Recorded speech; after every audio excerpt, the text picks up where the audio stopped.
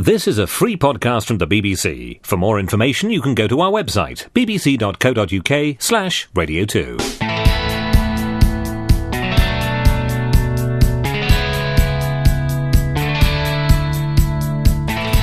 Many of you, of course, haven't the slightest interest in rugby union. Will have watched the football and been excited at Fulham's win and the draw between the Spurs and Man U and Arsenal's triumph.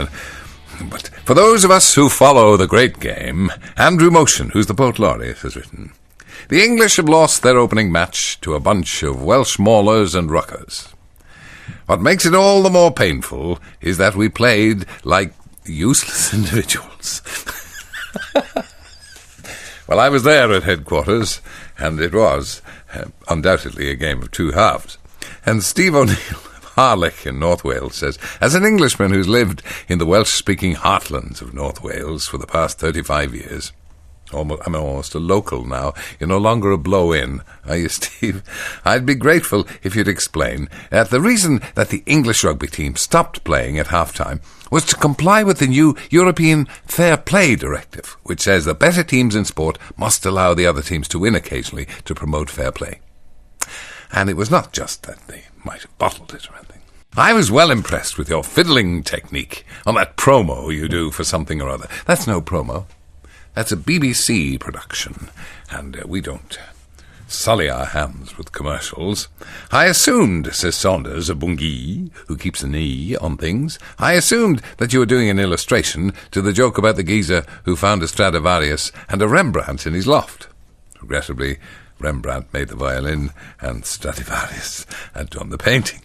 In the future promo, will you be attempting to illustrate 'Don't push me past me, mothers'? Or, if the budget will allow, 'Ivor, sing something they like'? Think Max Boyce and Zulu. On second thoughts, don't do anything to encourage closet Welsh triumphalism. This weekend has been hell.'" He must live on the borders or something. "Gird your loins." What's that? Bob and Duck a bit. "Super Tuesday is tomorrow." Just a minute, it's Shrove Tuesday. Tomorrow, we'll all be shriven tomorrow. And hopefully there'll be a pancake or two. We're hoping for savoury pancakes. Yeah. Old Barrowlands Boyd would like a haggis pancake. Jules, who's with us this morning, wouldn't mind a tripe pancake. I myself, anything savoury at all will do me, thank you. Anyway, Super Tuesday is tomorrow, as if we don't know. I mean, we're up to our armpits, aren't we? Has the American election started or something? Is it over? Did anybody win? Or is it all going to go on like this for months and months and months? Yes, it is. Anyway, Super Tuesday is tomorrow. More primaries, more corky eye, more voting, and more journalists to cover it. Yes, they love something to cover. In fact, why don't you try and get in on the act by doing your show from America on Super Tuesday? Well, it isn't even not a bad old idea. All expenses met by the BBC, of course. Multiculturalism can only be a good thing. Thank you, Bob. You get many an argument about that politically, wouldn't you? But I'm not getting involved. Oh, no. I saw a great big lorry this morning, Ken. I expect you'll be charging it 200 quid. And will it care? No. No, what will happen will be the proprietor will simply put up his prices. My name is Michaela, and I'm from Northfleet in Kent. Well done, Michaela. Every morning my mum forces me and my friend Amy to listen to your show, even though we're only 14 and 16. Young women, Michaela, that's what you are, and beg her to change the station. My mum Caroline thinks you're really funny and laughs at all your jokes. But Amy and I don't think are funny. As we have to put up with this torture every morning, we feel we should be compensated. Could you play something for us on our way to Fort Pitt Grammar School? That sounds a rough old spot. In Chatham, this very morn, Michaela Cherry and Amy Milborough and Caroline, who's a sainted woman. Caroline, how do you put up with them? Let them walk. This Saturday, by the way, and by way of a change, I watched the lottery show with Dale's In It to Win It quiz. Oh, how is old Dale? Did he recover from sitting atop the BBC Christmas tree? Mind you, it was fairly balmy this year, wasn't it? The frost probably didn't get to him like it did on previous occasions. How on earth does Deadly manage to talk so quickly? The man is a marvel. He's got a fast mouth, there's no doubt. Do the contestants have to fail an intelligence test in order to qualify? take part. I think it's the same intelligence test that they do for the weakest link. And 3, how does Dale keep that smile on his face at all times? That's his job. That's his job, the rictus smile. No matter how excruciating the rambling of the contestants. I tell you what, says Beekeeper, I wouldn't want to play poker with Dale. That's for sure. So, I've read if your listening figures maybe falling. No, it's just compared to others. We seem a bit less numerous. But then, we're not prepared to broadcast for 6 hours. Fear not, this is a result of global warming. You see, everyone knows a green Christmas fills the churchyard. There's a phrase you don't hear too often. Alan Stevens. Your mother must have been Pope or something. Though there is cause for hope. My eldest son left home 7 years ago, and in the meantime has acquired a wife, a mortgage, and a son. And walking home from the pub Friday evening under a starlit sky, he confessed, "Dad, I've started listening to Terry Wogan." Pat de Pomme de Terre says, I've just heard your listener saying the French, because it came as a cathartic shock last week to find out that the French won't take British blood, and neither will anybody else. Everybody's kept very quiet about that. Well, we live there, says Pat de Pomme de Terre, and that's true, but they will let you put your name on an organ donor list. So how does that work then? Oh, please. Don't let's get into the vicissitudes and the strange habits of the French. We've enough of our own over here. And congratulate the England team on their 5-0 win over Wales on Saturday. The ladies' rugby team. They were playing at the Majeski, I think, at London Irish ground. England hope to win the RIB Six Nations for the 3rd year running. Well, one done, the ladies. No chance you could give a few lectures to the chaps. Now look, Tim Gustard, you're watching things a bit too closely, but it's still worth mentioning. In the penultimate scene of Lark Rising to Candleford, we see Shake Me Up Phil Davis walking away from Candleford, scoffing the calf's foot jelly from a jar. Right? In the next scene, the jar is gone, and the prison wagon is disappearing down the track away from Candleford. And Shake Me Up is walking back to Candleford. You're listening to the Wake Up To Wogan podcast from BBC Radio 2. We are honoured indeed on this Super Tuesday to have Alan Jones with us, all wrapped up like a nuke of the north. And it's about 12 degrees, outside. For goodness sake, does nobody tell him anything? Good to know he was there at the old Folk Awards. Yes, seeing being was a short lecture he gave on his football team, apparently, according to Alan. And there were very many famous faces there. In fact, so many famous faces, including Lord Kinnock, that our Radio 2 presenter, Alan Jones, failed to trouble the judge. I just caught your audition for the Electric Light Orchestra, says Attica the Hun. Did the fiddle survive the crash? That's no fiddle. That's my precious little Strad. I broke both legs, but saved the catgut. And James Burton Stewart, I trust you're in the pink. That's me, all right, a little too pink for safety. And managing to contain your excitement. A double whammy, Super Tuesday. And Shrove Tuesday, the earliest Shrove Tuesday since the fall of Mafeking. It's all too much, it is all too much. For those of us who are not in New York, which is something half the BBC staff appear to be. According to an online report, Ireland. Now, listen, we had a bit of this yesterday. And Kevin Bishop, who's the big fromage as far as the Eurovision Song Contest in the BBC is concerned, he was aghast and agog at the prospect because one of the entries, one of the prospective entries for Ireland is Dustin Turkey. Actually a turkey. Well, not a real turkey, because they only gobble at the best of times, but somebody's getting into a turkey suit and hoping to sing for Ireland in the Eurovision Song Contest, and to be quite frank, I think this is the way forward. It's my husband, Phelan. Megan, good morning. From St. Trivial's Finishing School for Girls. Phelan's birthday today, and guess what he wants for his birthday? His birthday tea. Only pancakes. We haven't seen sight nor sign of a pancake, have we? Talk about short commons. Anyway, I'm going to treat him to one of my Sowerby sweet and sour specials. First, you get your lacy pancake. Well, then you couldn't have made them like me mother. Doorsteps. Anyway, lacy pancake. Caress it with good, strong, grated cheddar cheese. None of this pathetic half-fat stuff. Apply a liberal gloss of Branston pickle. Gently roll the pancake up and drizzle caringly with Tate & Lyle's golden syrup. There. I bet you don't get that on MasterChef. If the lights go out, you can be sure they will. Well, they won't quite go out, but with these new bulbs, it'll look as if they've gone out. I trust you're going to be replacing that broken bulb. Look, can we leave it out, can we? It was a simple commercial for Radio 2 and a simple old radio station. I trust you'll be replacing that broken bulb with a new energy-saving bulb. Is it me, says Peter out, or does the room go dimmer when you turn them on?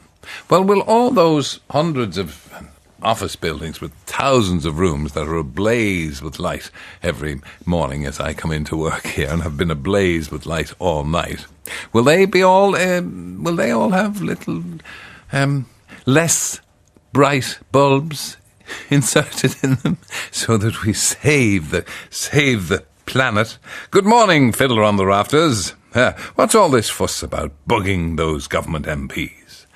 They've been bugging me for years. In fact, they get right up my nose. Did you see the programme last night? What?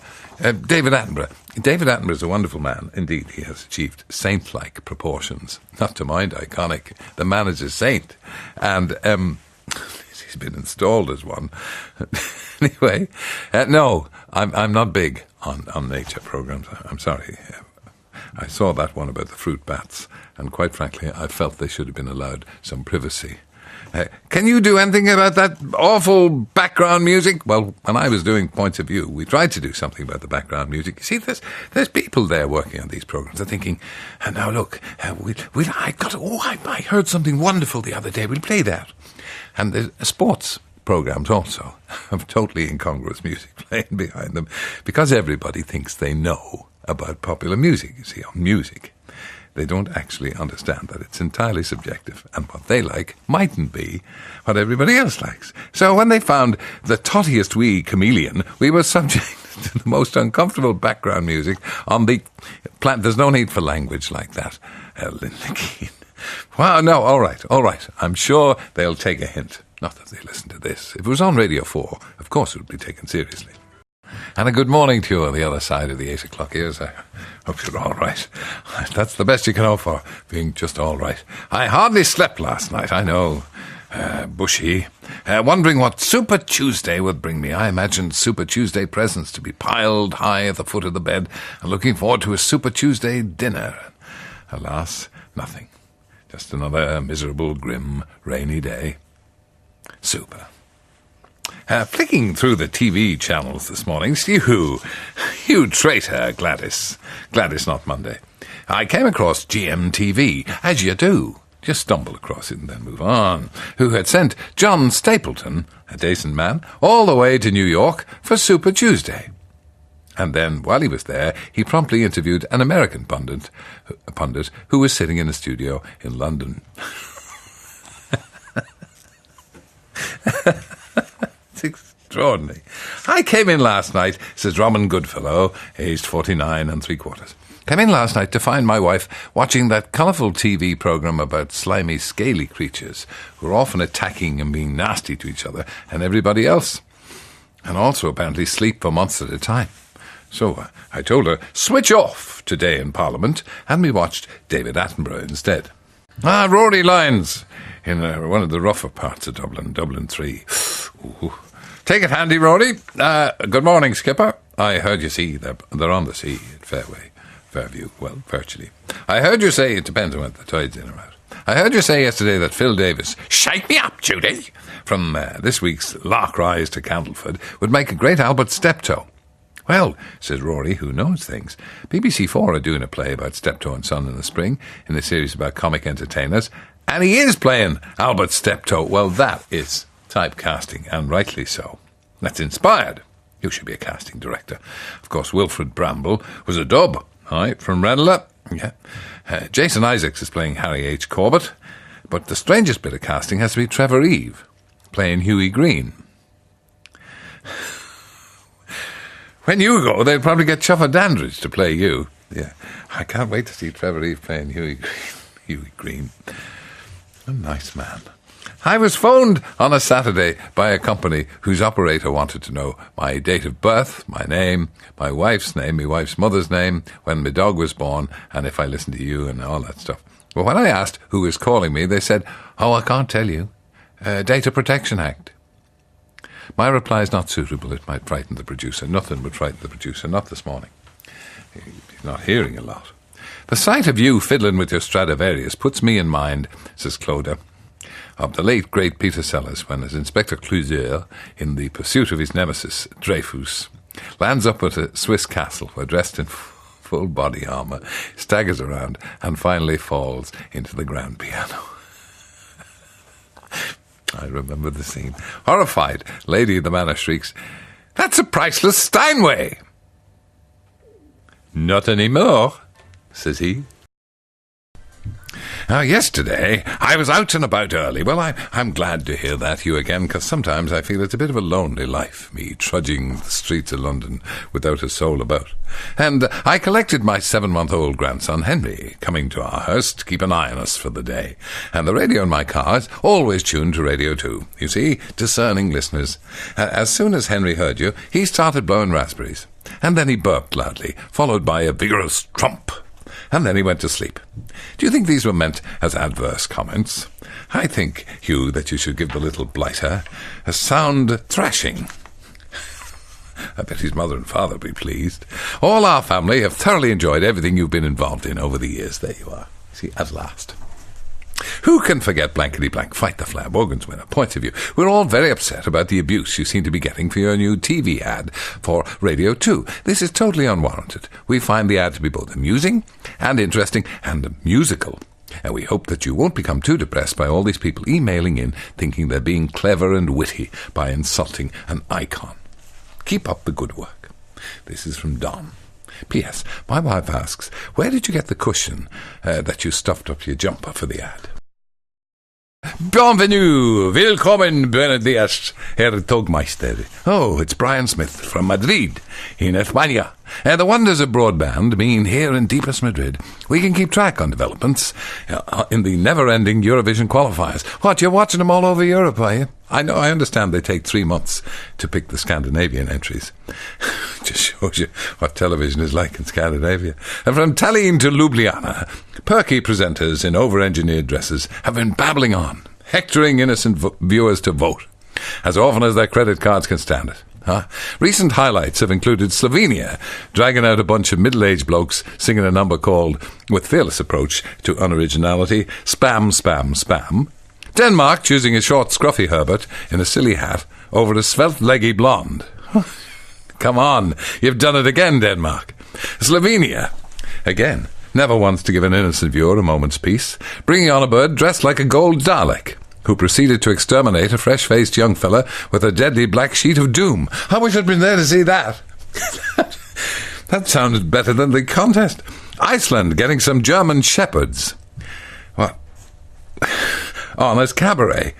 What, the sheep or the... what? And then in a plucky effort to spice things up, bringing on a goat and getting it to climb some stairs, to wild applause from both people in the audience. Never a dull moment in Eurovision land, and of course the Irish, as ever, are going too far with Dustin the Turkey. You're listening to the Wake Up To Wogan podcast from BBC Radio 2. Touch me in the morning. Oh, touch me not, me name's Temptation. That'll be Diana Ross, I knew her well. Lovely Lynn Bowles from Tiger Bay, home of ships and dockers. Oh dear. You look your best in an old... Oh, come on. An old string vest. I wandered lonely. I'm just trying to lift it, get it off the ground. When are you going to do this? Filth and food, that's all this programme contains. And there's no prizes, no competitions, nobody calling nothing. In? No star names. How about apart from yourself? How about this from the Sports Boy on BBC Breakfast News on last night's riveting football match against the mighty Swiss? The boys done well. They done well. Well, anyway, this fella says, a win is a win, and England need to win at all costs. Any score will do, even -1. That's a loss, isn't it? Well, All depends, of course. How soon? What? We are soon to have the BAFTAs, yes. And those American swines won't turn up. Nobody is prepared to cross the Atlantic to go to the BAFTAs. How can that be? Here, but pardon me, I've never won one, so I'm inclined to be a little bit porky. A welcome relief from the American election, and how nice to see Julie Christie up for an award. Only last week, it seems, says Saunders of Bungee, when I was in a cinema in Manchester watching Tom Courtenay and Billy Liar.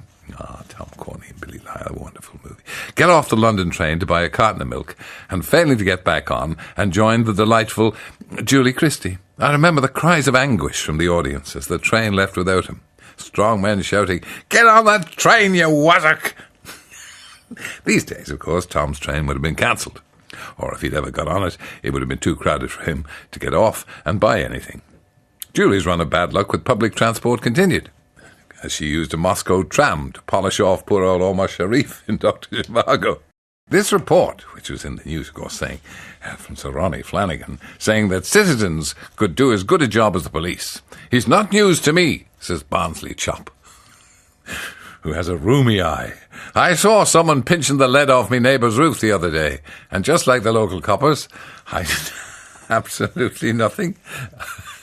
Come on, be fair. They do their best. They've an awful lot to do. And good morning. I was amazed to be sent a copy of the BBC's updated employee handbook. Oh, were you? Well, they'd rather send handbooks around than actually speak to people face to face. That's not the way the BBC does things, you understand. They send memos and handbooks. And L. Lollipop says, this handbook says sick days. We will no longer accept a doctor's statement as proof of sickness. If you're able to go to the doctor, you're able to go to work. Holidays. Each employee will receive 104 holidays a year. They're called Saturday and Sunday.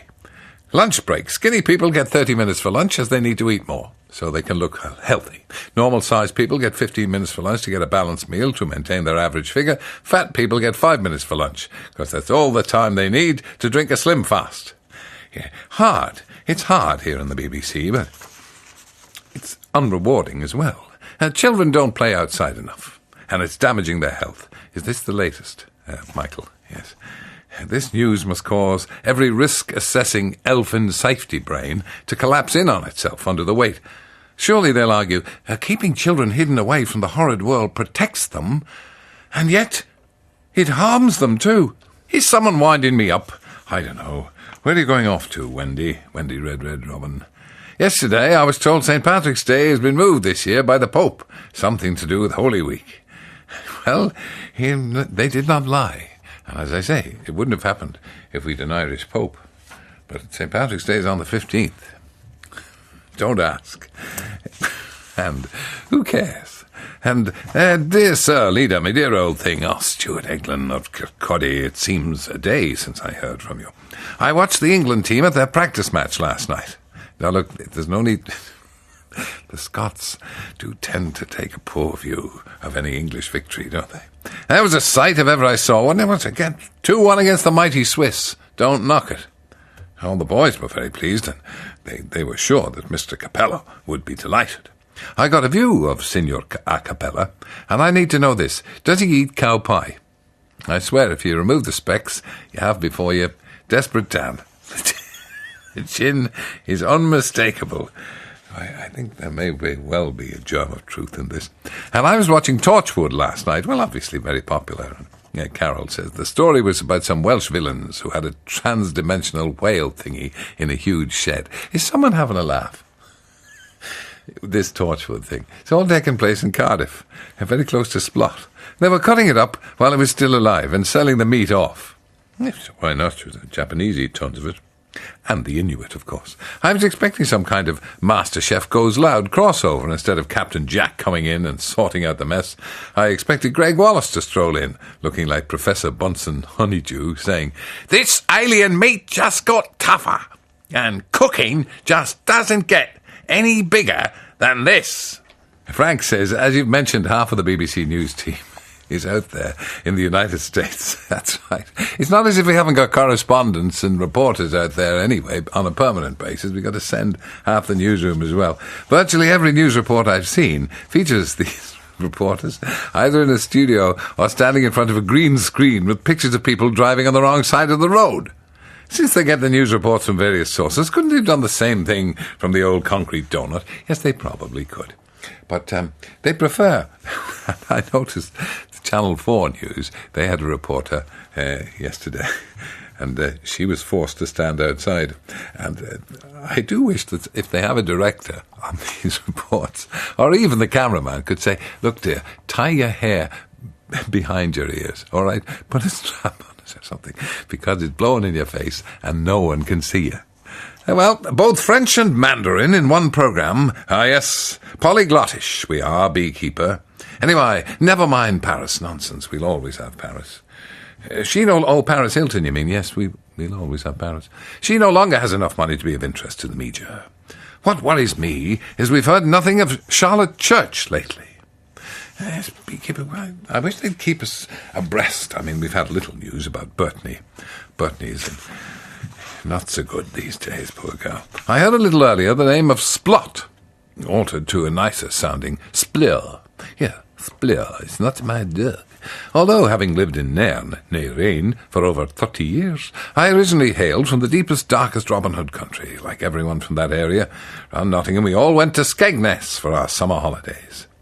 This reminded me that one year my dear old dad got together my sister and I and informed us that we wouldn't be going with the riffraff to Skegness that summer. We were going to Chapelle-Saint-Léonard. So I busied myself telling all my mates we were off to France. The Med side, in all likelihood. And off we went, 2 hours later, arriving in Chapelle-Saint-Léonard, which turned out to be Chapel St. Leonard's. Your mention of wine last week, I didn't mention wine at all, Despondent. You were just sitting there thinking of a drink. Made me think of the time I gave my mother-in-law a bottle of Rioja 2006 for a raffle prize for her local church. Was it a Gran Reverba? I doubt it. Delighted, she wrapped it up and stood in all its glory on the prize table. And later in the event, one lucky church member came up to my dear wife's mother and gave her the bottle back, saying that she'd like the bottle changed to one that was in date, as the sell-by date on that one was out by 2 years. Oh, you want to drink it fresh? I decided to take a holiday, says Andy Frew. Now, this is a cheering note for everybody stuck here. I came to Hong Kong looking for warmth and sunshine.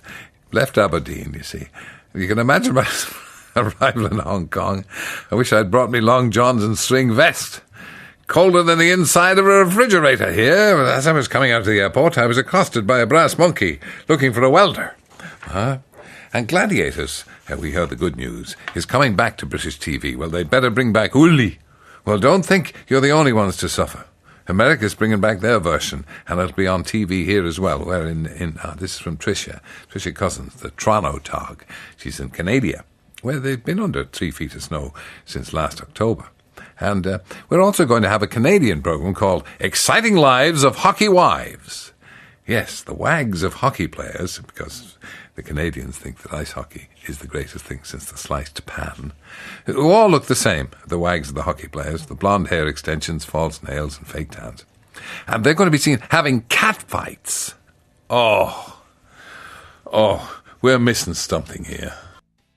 I don't know, it wasn't in the 7:30 news, but in the news I heard earlier on this morning, and indeed last night, the Prince of Wales and the Duchess of Cornwall, 2 decent people, they're going to have a new yacht for their tour. Well, says Bob and Duck a bit, I happen to be going to the Caribbean myself, and to help me cut my greenhouse gas emissions, I'll be needing one of the same, please. After all, only to save the planet. How true that is. It was bound to be misinterpreted, Your Royal Highness. What-ho! Jolly clever, that TV thingy you're in. What? Oh, first you take the part of Fiddler on the Roof, and then you top-all through the ceiling. Jamie Donut. What a... you are. I see Rick Stein. It's very hard to keep up with what every cotton-picking chef is doing, isn't it? I mean, they're all over the place like a cheap suit. But I see Rick Stein has reopened his fish restaurant in Padstow. Has Rick Stein got a fish restaurant in Padstow? You never hear that. And one of the main attractions is the bronze statue of his beloved Chalky. A rather strange choice to present to diners, if they wanted, reminding of a small, bad-tempered, snarling creature when having a nose bag. Surely, if they wanted that, they'd have brought the wife or the mother-in-law. I reeled back, did you, peter out, in shock this evening at Jamie. Oh, I can't watch Jamie. Sorry, I just can't. Using a simple jam jar and pestle and mortar to mix his dressings instead of his own 20-quid flavour shaker. Imagine the annoyance of millions of housewives who've realised that their hard-earned money could have been spent on gin. Or indeed jam. So he wasn't using his flavour shaker, as in the ads. Oh well, never mind, eh?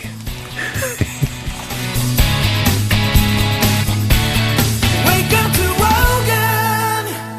This was a podcast from BBC Radio 2. Don't forget you can also download free podcasts for Steve Wright, Russell Brand and Chris Evans. Get more information now at bbc.co.uk/Radio 2 and Wake Up to Wogan every weekday morning from 7:30, online, on digital and on 88 to 91 FM. Get more information now at bbc.co.uk/Radio 2.